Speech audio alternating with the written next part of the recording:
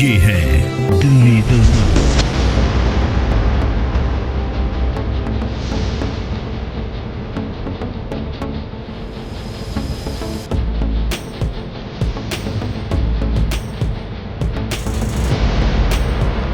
इसमें क्या होता है, एक तरीके से ऑक्सीजन इसमें मिक्स हो रहा है और एक तरीके से पानी भी मिल रहा है उसमें। अच्छा। क्योंकि जो भी वेस्ट आ रहा है वो अलग अलग पैरामीटर्स के अलग अलग कंपनियों से आ रही है।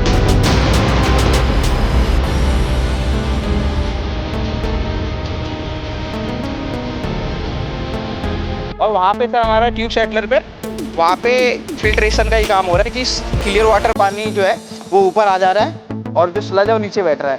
सर वहाँ पे हम लोग फ्लैश मिक्सचर है, वहाँ पे हम लोग केमिकल की डोजिंग करते हैं। लाइन के सर यहाँ पे जो हमारा इक्वलाइजेशन टैंक है इसी में कर देते हैं।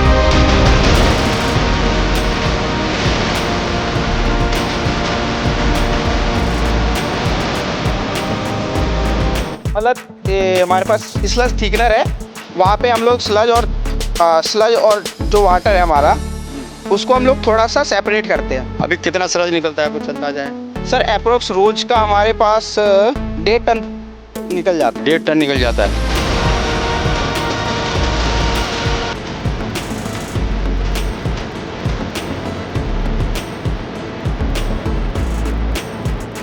नमस्कार, मैं हूं राजेंद्र स्वामी और आप देख रहे हैं दिल्ली दर्पण टीवी। दिल्ली के 15 औद्योगिक क्षेत्रों में 28 CETP प्लांट लगाए गए थे, यानी कॉमन इफ्लुएंट ट्रीटमेंट प्लांट। इस प्लांट का पर्पस होता है कि जो फैक्ट्री से जो निकलने वाला तेजाबी पानी है, क्योंकि आप जानते हैं वजीरपुर इंडस्ट्री एरिया के CET प्लांट में मैं खड़ा हूं, तो वजीरपुर में पिकलिंग प्लांट यानी स्टील का कारोबार बहुत होता था। तो स्टील की जो चमक थी वो थोड़ी फीकी पड़ गई, लेकिन प्रदूषण की जो मार है वो यहाँ इस इलाके में बढ़ गई है।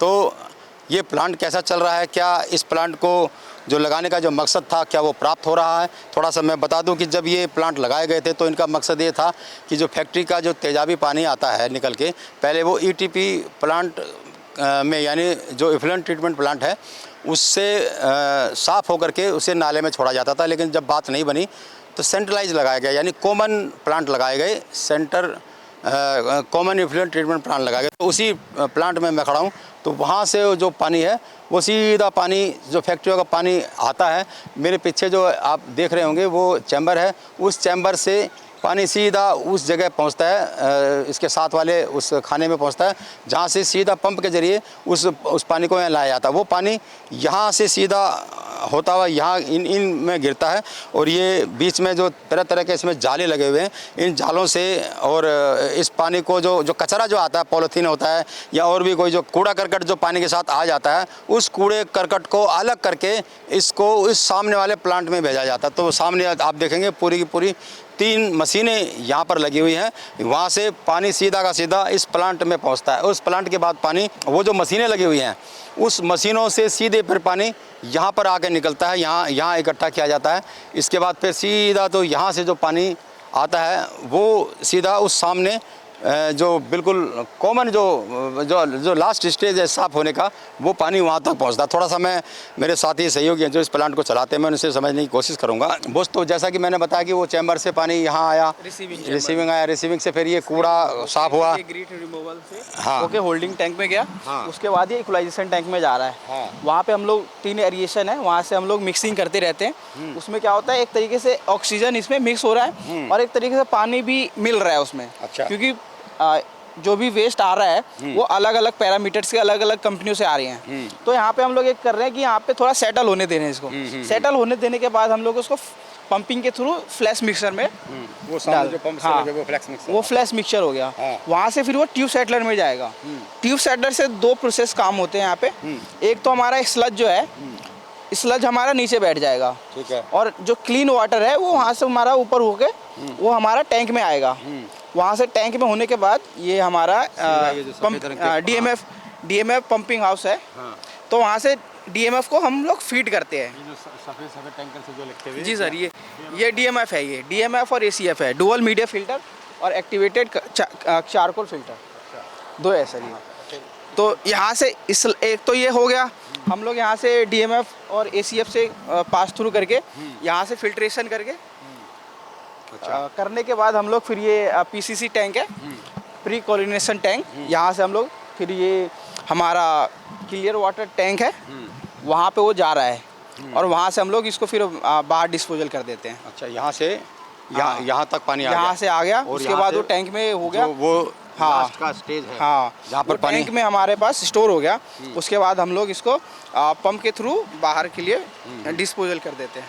और वहाँ पे सर हमारा ट्यूब सेटलर पे वहाँ पे फिल्ट्रेशन का ही काम हो रहा है कि क्लियर वाटर पानी जो है वो ऊपर आ जा रहा है और जो स्लज है वो नीचे बैठ रहा है। सर वहाँ पे हम लोग फ्लैश मिक्सचर है, वहाँ पे हम लोग केमिकल की डोजिंग करते हैं। लाइम गेम सर यहाँ पे जो हमारा इक्वलाइजेशन टैंक है इसी में कर देते हैं।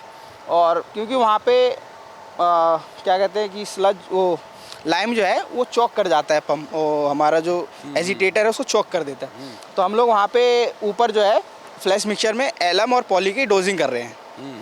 वो एलम और पॉली क्या करता है सर कि एलम जो है वो पॉली जो है सर पहले तो स्लज को वो कहते हैं ना कि बॉन्डिंग, तो बॉन्डिंग बनाता है।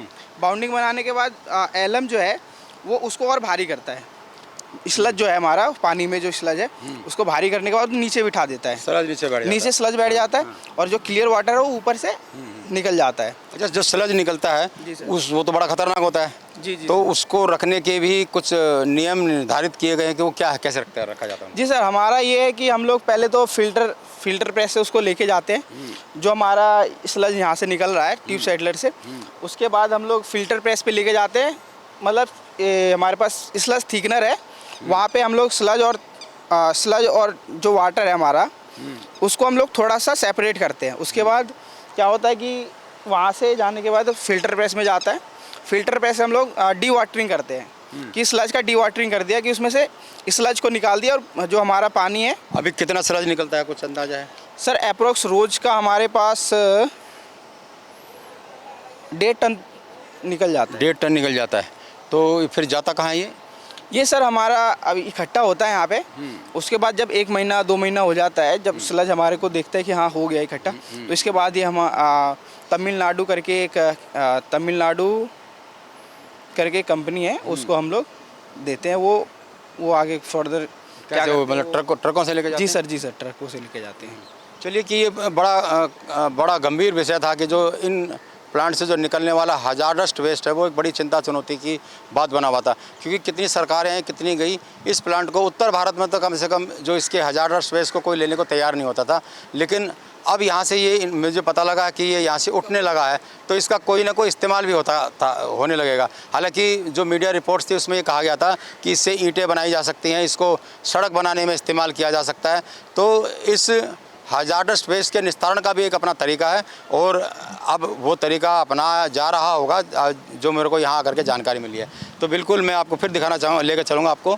ये जो प्लांट है ये लास्ट पानी है, जो आखिरी जो डिस्पोजल आता पानी है। देखिए आप जो सफ़ेद सफ़ेद झाग निकल रहे हैं, तो बड़ा सवाल ये है कि इस सारे प्रोसेस को होने के बाद भी जो प्लांट से पानी आता है, क्या पानी पर्याप्त मात्रा में आ रहा है और क्या वो पानी ठीक ट्रीट हो रहा है जैसा कि वो दिखाया जा रहा है। झाग उसमें बन रहे हैं, जो क्वालिटी मेजरमेंट्स हैं उनके अनुसार पानी तो ऐसा होना चाहिए कि वो कम से कम सैनिटेशन के काम आ सके और गार्डनिंग के काम आ सके और बाथरूम के में फ्लश इस्तेमाल के लिए काम आ सके।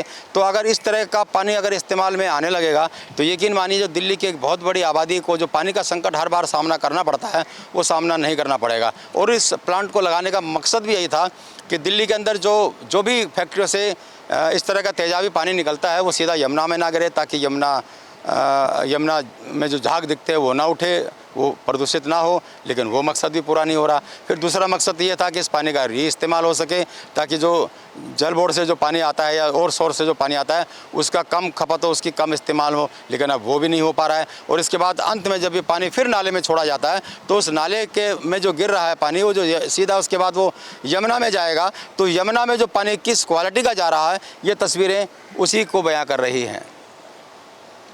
कैमरामैन आलोक भटनागर के साथ राजेंद्र स्वामी, दिल्ली दर्पण टीवी।